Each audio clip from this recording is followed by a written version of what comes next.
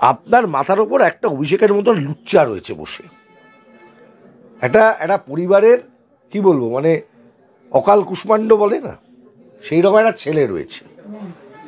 ও চাইছে, ও বায়না করছে ওর পিসিকে দিতে হবে, পিসি পিসি আমায় মুখ্যমন্ত্রী করে দাও, মুখ্যমন্ত্রী করে দাও। ছেলের একটা মোয়া নাকি, আমার কেরিয়ারটা ধ্বংস হয়ে যাচ্ছে পিসি, ওই জন্য এইসব আলোচনা হচ্ছে।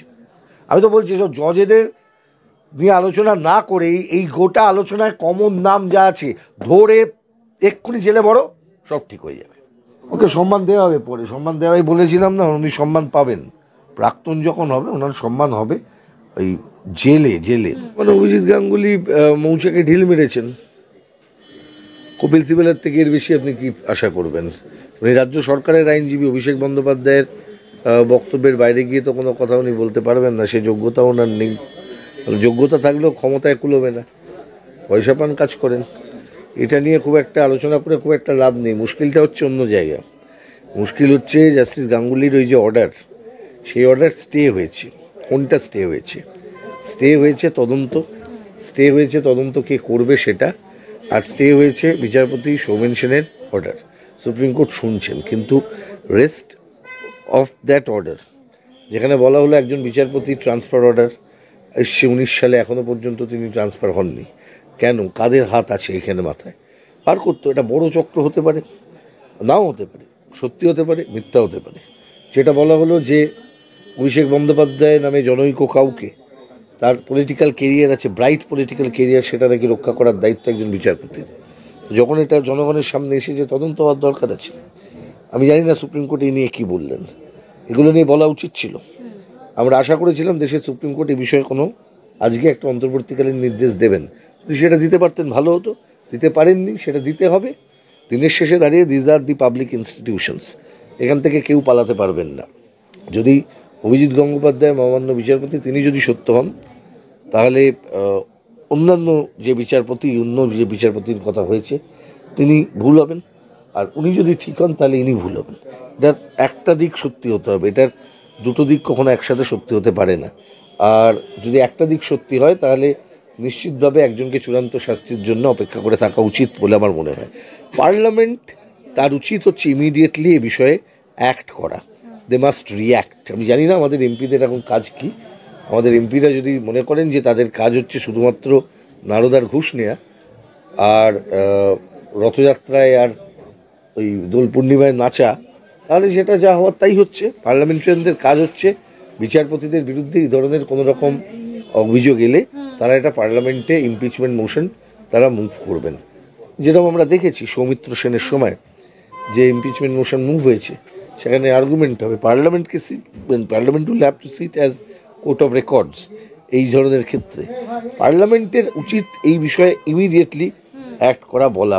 আমাদের এমপিদেরকে ভাবতে হবে এই বিষয়ে। বলছি যে এই বিষয়টা নিয়ে সুপ্রিম কোর্ট কী করছেন জনগণের জানা উচিত, জনগণের জানার অধিকার আছে, জনগণ জানতে চাইছে। অভিষেক মনু সিংভি সওয়াল করছেন সুপ্রিম কোর্টে যে অভিজিৎ গাঙ্গুলি এখনো এই ধরনের মন্তব্য করছেন। আমি আবারও বললাম যে কাকে, মানে সুপ্রিম কোর্টের এই মামলাতে অভিষেক মনু সিংভি কার হয়ে গেছিলেন? অভিষেক বন্দ্যোপাধ্যায়। কে অভিষেক বন্দ্যোপাধ্যায়? অভিষেক বন্দ্যোপাধ্যায় ধরে নিলেন ওই অভিষেক বন্দ্যোপাধ্যায়। অভিষেক বন্দ্যোপাধ্যায় বলছেন যে এই যে মামলা অমৃতা, অভিষেক বন্দ্যোপাধ্যায়ের নাম উঠে আসছে, তাই তিনি কেন যুক্ত হয়ে কি করবেন?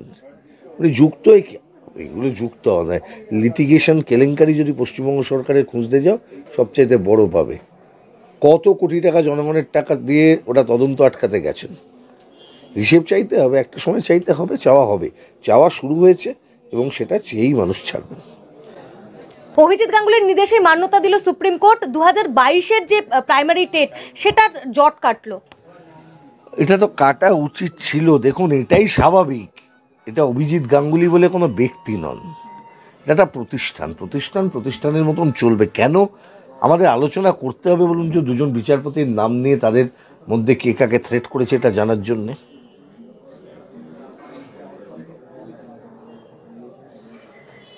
এত মিনমিন করার কি আছে? কে জি হুজুরি করছে লোকে? কি বাংলার মানুষ মেরুদণ্ড ফেরাও, বাঁচতে হলে মেরুদণ্ড ফেরাও। ছাড়ো তো, ও আর কি বকেয়া নেবে? চোর জোর চোর ওর ডেডলাইনে কি, ওকে ডেডলাইন বলো কবে যাবে বিদেয় হবে সেটা নিয়ে বলো, এত কথা বল। ধর্ণা দেবের হুঁশিয়ারি দিয়েছে। যা ধর্ণা দিদি ধর্ণা দেবে, ও নিজের লাইনে চো, ব্যাক টু প্যাভিলিয়ন ওটাই করতে পারে, সেটা করেও চকলেট খাবে বসে। দুর্নীতি ইস্যুতে আপনারা এত কথা বলছেন এবার চোর বললে জিভ খসে যাবে। কে খসাবে, ভগবান নাকি রামলালা? কে খসাবে? রামলালার আশীর্বাদ পড়লে হয়তো খসতে পারে, তাছাড়া নয়। জিভ খসার ফসি বাদ দিন, দেখতে হবে কি হচ্ছে এখানে। মুখ্যমন্ত্রী মমতা বন্দ্যোপাধ্যায় ভীত সন্ত্রস্ত, ভূত উনি সিপিএমেরই দেখছেন।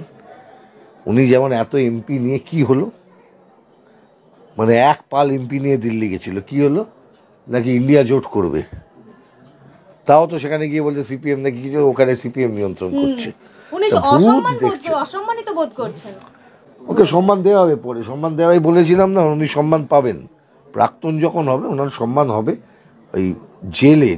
আমি বললাম তো যে ওনাকে কাজ দেওয়া হবে, ওনার পছন্দের কাজই দেওয়া হবে, ওনাকে প্রিজার্ভ করতে হবে, সংরক্ষিত করতে হবে, এবং সেটা জেলেতেই উনি প্রিজার্ভড হবেন, সংরক্ষিত হবেন, ওনাকে থাকতে হবে এবং জেলে বসেই উনি এগুলো করবেন। বিএসএফ এর কার্ড নেবেন না, আর বিএসএফ এর আওতা যখন 15 কিলোমিটার থেকে 50 কিলোমিটার অবধি বাড়ানো হলো, তখন এই রাজ্যের সরকার চুপ করেছিল। এই রাজ্যের সরকার একটা মামলাও করেনি, পাঞ্জাবের সরকার তারা মামলা করেছিল সুপ্রিম কোর্টে। রাজ্য কেন্দ্রের মধ্যে ডিসপিউট হলে এই মামলা সুপ্রিম কোর্টে করতে হয়, পাঞ্জাব সরকার সেই মামলা করেছিল। এই রাজ্যে মামলা করতে হয়েছিল সায়ন ব্যানার্জি বলে একজন সিপিআইএমের নেতা আইনজীবীকে, সেই মামলা এখনও পেন্ডিং আছে। বিএসএফ আইনের একটি নির্দিষ্ট ধারা যে সাংবিধানিক বৈধতা, সেটা চ্যালেঞ্জ করে সেই মামলা করা হয়েছে। কোথায় এখন যারা প্রতিদিন ফরেনার্স অ্যাক্টে কেস কাটছে, প্রতিদিন যারা এই করছে, বিএসএফ ধরছে, হ্যারাস করছে, তাদের কি হাল হচ্ছে? তারা গরিব মানুষ, বেশিরভাগ মানুষ তারা ওই খাটো ঝুটি আর লুঙ্গি পরেন, তাদেরকে ডেকে নিয়ে যাচ্ছে, ওই কার্ড দে, ওই কাগজ দেখা। মমতা ব্যানার্জি কোথায়? মমতা ব্যানার্জি জানেন কত ফরেনার্স অ্যাক্টে মামলা হয়েছে, কত মামলা হয়েছে, কত লোক জেল খাটছে? মমতা ব্যানার্জি জানেন?